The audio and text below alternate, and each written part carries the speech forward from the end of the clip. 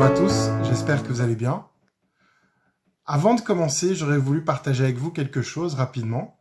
C'est que je ne fais pas partie de ceux qui veulent absolument remettre en doute la parole de Dieu.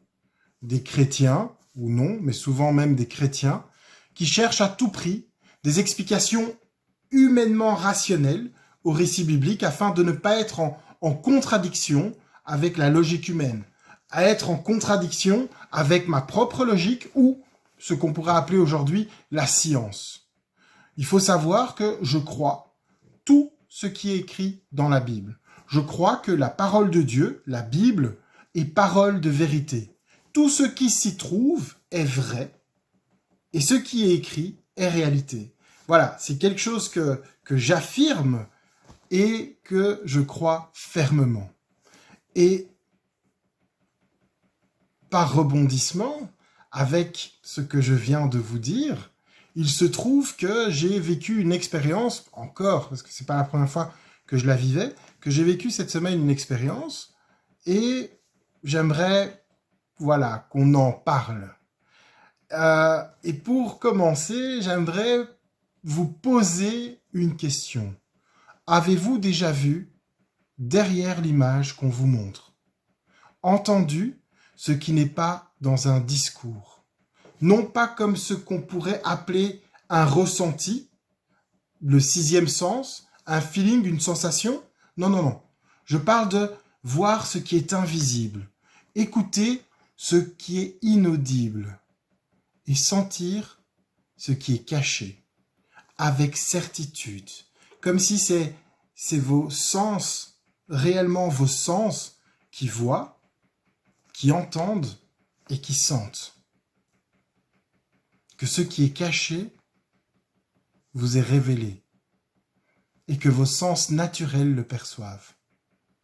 Pas comme certains chrétiens aiment dire « j'ai vu, j'ai senti, j'ai entendu » dans le spirituel. Là, je parle même du naturel. Un exemple que j'ai vécu un jour lors d'une réunion dans une assemblée. J'étais au fond, avec ma femme, nous étions au fond de la salle, et il y avait un des musiciens sur la scène. Pendant la louange, à chaque fois que je le regardais, je vois d'abord un homme, avec sa moustache, voilà, et puis je me retourne, je regarde encore la personne, et à ce moment-là, je vois toujours cet homme, mais j'ai l'impression de voir une femme. Et je me dis, mais c'était un homme qui était derrière cette guitare. Puis je me retourne, enfin la louange continue, et mon regard retourne vers cette personne, et là, je revois un homme avec cette moustache. Et puis, je regarde mieux, et je dis, mais non, c'est une femme. Et je dis, mais c'est une femme qui a une moustache.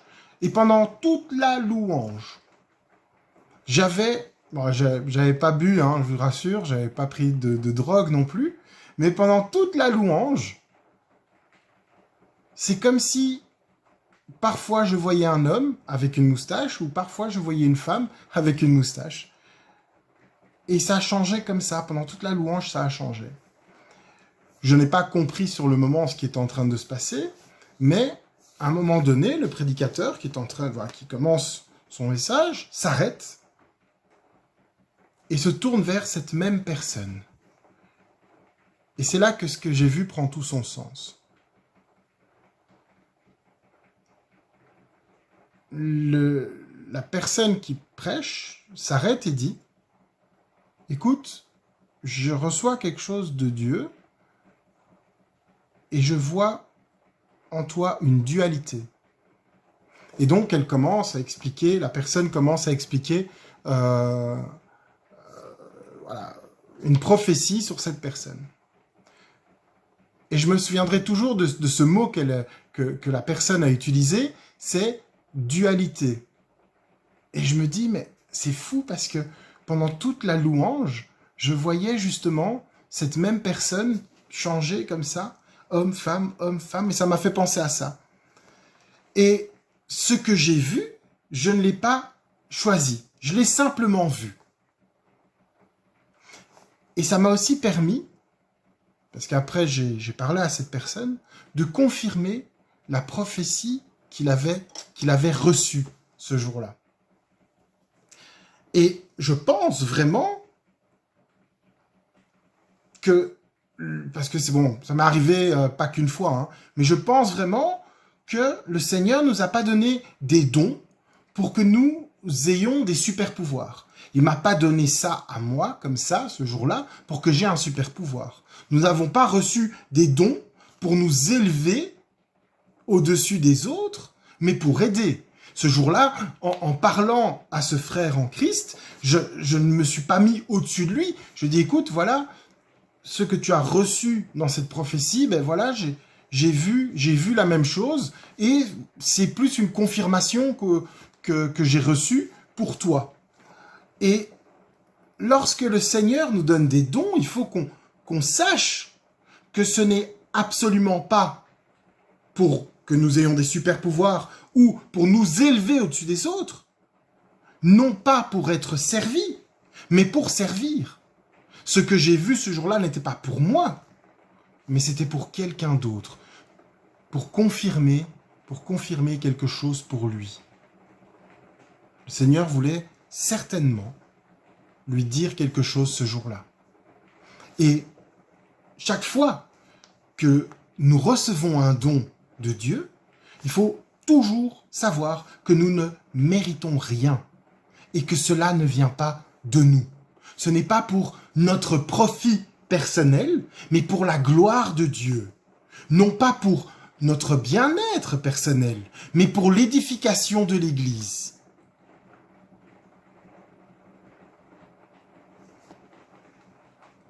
Pas pour nous, mais pour l'Église. Vous savez, il se passe des événements autour de nous dont nous n'avons même pas conscience. Des choses que notre œil ne peut pas voir, que notre oreille ne peut pas entendre. Certains pourraient appeler ça un monde invisible. Mais ce n'est pas un monde qui est différent du nôtre. C'est juste que nous ne le percevons pas. Nous vivons en interaction, mais nous ne le percevons pas. Et c'est ça qui est incroyable. Et parfois Dieu nous permet de voir certaines choses qui sont cachées à nos yeux, ou d'entendre certaines choses qui sont inaudibles. Dieu les rend visibles et les rend audibles. Par exemple, j'ai des exemples ici. On a Samuel. Samuel a entendu Dieu avec ses oreilles. On peut le voir dans 1 Samuel 3, 1 à 15. Dieu a appelé Samuel. Puis il y a eu cette phrase, « Parle Seigneur, ton serviteur écoute ». Puis on peut encore prendre un autre personnage biblique, on a Balaam. Balaam, d'abord, il entend son âne lui parler, ce qui est déjà surnaturel, mais en plus de ça, il a vu l'ange devant lui qui voulait le tuer. Nombre 22, 22 à 35. Dieu a ouvert les yeux à Balaam pour qu'il voie l'ange devant lui qui allait le tuer. Et puis on a Élisée, le grand Élisée. Élisée a demandé, en priant à Dieu, il a demandé d'ouvrir les yeux de son serviteur parce que le serviteur ne voyait pas dans 2 Rois 6, 8 à 23. Avec cette phrase aussi magnifique, c'est « Ouvre-lui les yeux afin qu'il voie que ceux qui sont avec nous sont plus nombreux que ceux qui sont avec eux. » Et là, le serviteur, il ouvre les yeux et il voit des chars de feu autour d'Élisée. Donc oui, il se passe des choses en interaction avec nous que nous ne voyons pas ou que nous n'entendons pas. Mais à chaque fois, dans les 3 exemples que je vous ai donnés, à chaque fois, ça ne venait pas de l'homme. C'est Dieu qui a ouvert les yeux au serviteur, à Balaam. C'est Dieu qui a parlé à Samuel. C'est pas eux qui ont forcé, c'est Dieu qui a donné. Ce n'est pas forcé, cela vient pas de nous. Pour Samuel, c'est Dieu qui lui parle de manière audible. Pour Balaam, c'est l'Éternel qui ouvre ses yeux. Pour le serviteur d'Élisée, c'est Dieu qui lui ouvre les yeux. Cela ne vient pas d'eux. Entendre ce qui est inaudible et voir ce qui est invisible, c'est un don de Dieu. Et nous n'avons pas tous reçu, et ça, voilà, on n'a pas tous reçu les mêmes dons, et c'est pour ça d'ailleurs qu'il est important que nous vivions tous ensemble, communion fraternelle, parce que nous avons chacun reçu des dons différents, et ensemble, on se complète. Nous n'avons pas tous reçu les mêmes dons, mais ensemble, on se complète. Et comment savoir qu'un don vient de Dieu? Généralement, on sait rapidement quand ça vient de Dieu. Le Seigneur donne souvent une confirmation. Et alors, ça peut venir de différentes sources. Là, ici, par exemple, dans l'exemple que je vous ai donné avec ce frère en Christ qui avait reçu cette prophétie de dualité, moi, au fond de la salle, je voyais physiquement quelque chose. Je voyais une fois, il avait un visage d'homme, une fois, il avait un visage de femme. Alors, toujours avec une moustache, mais je voyais les deux. Voilà. Et j'ai fini par aller vers lui dire, ce que tu as reçu, je l'ai aussi reçu. Donc, voilà. Confirmation. Ça vient de Dieu. Écoute. Je dis Samuel, il savait pas que c'est Dieu qui lui parlait. C'est son maître qui a dû lui dire, écoute, c'est le Seigneur là. Alors dis, écoute Seigneur, ton serviteur écoute. Et puis quand ça arrive, même voilà, quand ça vous arrive, il ne faut pas repousser ce que le Seigneur vous permet de voir, d'entendre ou de sentir. Il ne faut pas repousser ça. Ou disant, oh, c'est pas, voilà, ça peut... On va trouver une explication rationnelle à ce qui se passe. Tout comme il ne faut pas croire que parce que le Seigneur nous a permis de le vivre une fois, 2 fois, 3 fois ou même plus, que c'est un don qu'on peut utiliser quand nous avons décidé de l'utiliser. Nous devenons les maîtres de nos dons. Nous devenons les maîtres du don de Dieu. Alors là, non, c'est pas vrai. Ce n'est pas comme ça que ça fonctionne. Un autre exemple, j'ai vu dans une assemblée, lors d'une réunion, un pasteur à un moment dire au groupe de personnes qui représentaient le groupe prophétique, avec tous ceux qui se disaient avoir reçu un don prophétique dans l'église, à un moment donné, le pasteur s'arrête pendant le message, ou pendant le message, je pense, et il lui dit à un moment donné, il dit à ce groupe-là, qui était assis, « Levez-vous tous et allez prophétiser sur tout le monde dans l'église, et voilà, allez prophétiser. Juste comme ça, allez. » Et j'ai vu certaines personnes qui faisaient partie de ce groupe se sentir mal à l'aise. J'ai vu des personnes qui faisaient partie de ce groupe, ils ne savaient pas très bien quoi dire. Parce qu'ils n'avaient pas peut-être reçu quelque chose venant de Dieu à ce moment précis. Mais écoutant le pasteur, ils se sont levés et ils ont été.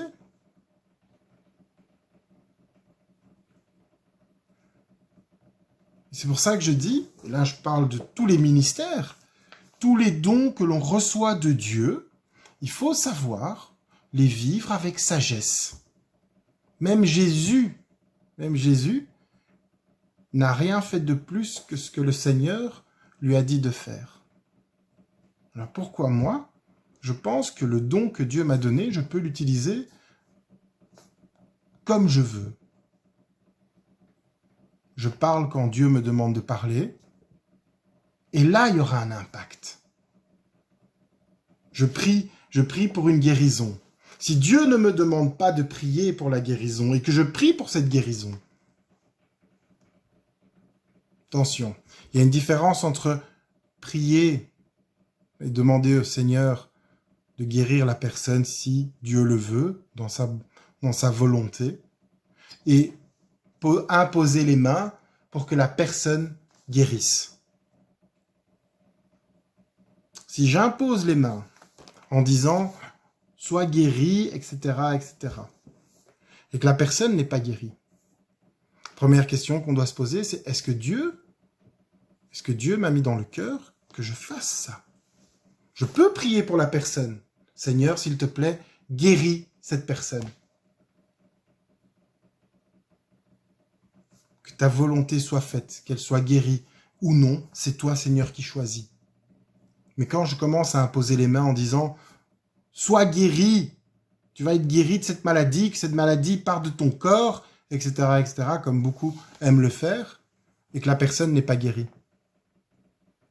C'est autre chose, hein.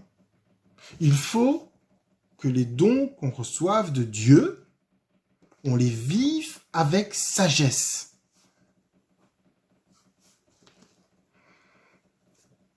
Quand on vit avec sagesse, ce qui veut dire avec l'esprit de Dieu, c'est aussi comme ça que l'on sait lorsqu'on doit parler, lorsqu'on doit écouter, lorsqu'on doit prier, lorsqu'on doit imposer les mains. La Bible nous demande de vivre non par la vue, mais par la foi. Alors pourquoi les chrétiens sont-ils autant attirés par ce qui brille? C'est toujours une question que je me suis posée. On nous demande de vivre par la foi et non par la vue. Et en fait, à chaque fois on tombe dans le panneau, c'est ce qui brille qui nous attire.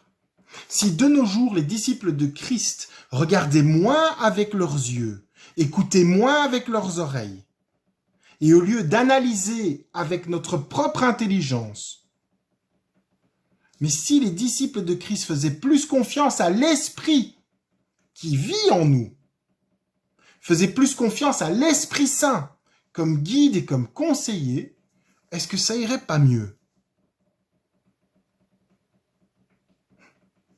Au lieu de regarder ce qui brille.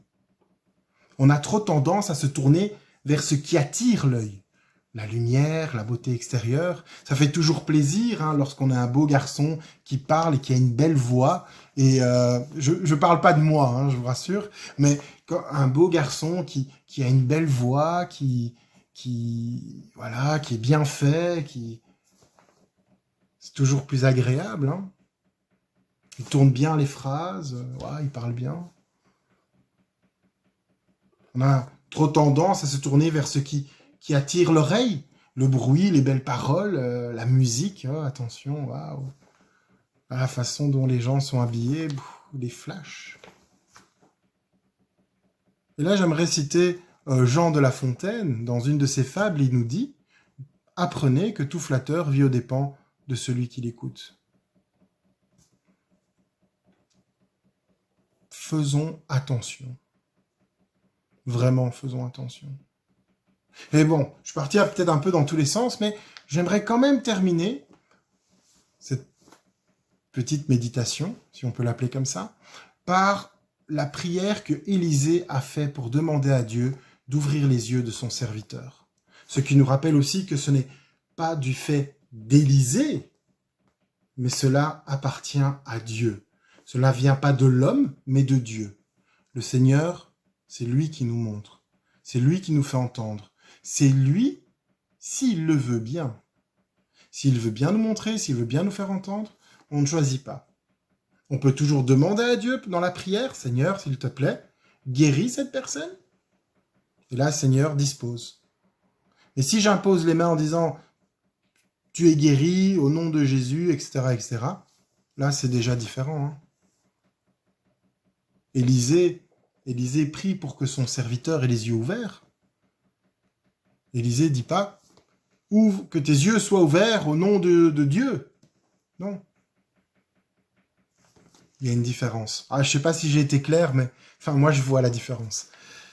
Et donc, j'aimerais bien terminer par cette prière qu'on retrouve dans 2 Rois 6, 17. Puis Élisée pria. Éternel, ouvre ses yeux pour qu'il voie. L'Éternel ouvrit les yeux du serviteur, et il vit la montagne pleine de chevaux et de chars de feu tout autour d'Élysée. J'aimerais terminer par cette prière, et j'aimerais tellement que nous, disciples de Christ, nous apprenions à vivre non par la vue, mais par la foi. Et que le Seigneur puisse nous révéler ce qui est caché aux yeux des hommes, qu'il puisse nous révéler ce que les hommes n'entendent pas, qu'il puisse nous révéler ce que les hommes ne sentent pas. Non pas pour notre propre gloire, non pas pour qu'on devienne des super-héros, des magiciens ou pour faire des shows, mais pour l'édification de son Église, pour la construction de son Église, ici sur terre. Soyez bénis.